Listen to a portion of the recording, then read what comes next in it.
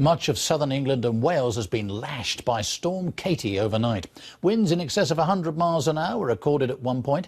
Gusts have brought down trees, brickwork and scaffolding and given many people a disturbed night's sleep. Well, Robert Hall is in Gosport for us on the beach this lunchtime. Robert. Yes, Nick, it may look like a pleasant spring day here in Stokes Bay, but you can take it from me that Storm Katie is still making itself felt. That weather system has moved off towards Scandinavia, but not, as you say, before giving people quite a scary and, as it turns out, expensive night. A rude awakening after the Easter weekend. Storm Katie may have arrived while most were asleep, but there was no missing its journey east. Trees down, buildings damaged, power out from Cornwall to Kent. The wind gusting with enough strength to snap this crane on a building site in London. More than 80 flights were cancelled at Heathrow and Gatwick airports, and others were diverted north of the storm. Some flights that did attempt to make it in were forced to abort, an uncomfortable few minutes for travellers on their way home.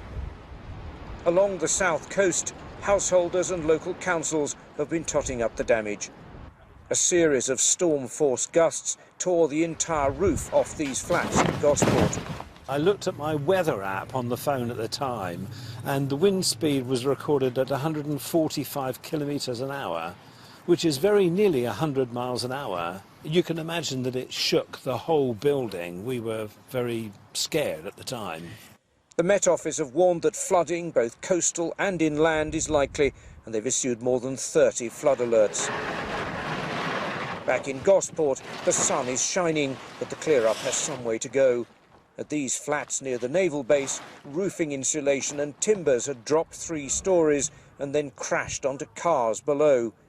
Storm Katie may have moved on, but there are lasting reminders of its passing. Yeah, and you're travelling around this area, you realise the strength of that wind. Those last shots you saw there, those big pieces of insulation, had travelled nearly 100 metres. I think the one thing to be grateful for, and people have been saying it this morning, is that obviously if it hadn't happened during the hours of darkness, Nick, this could have been a lot more serious. Many thanks, Robert Hall.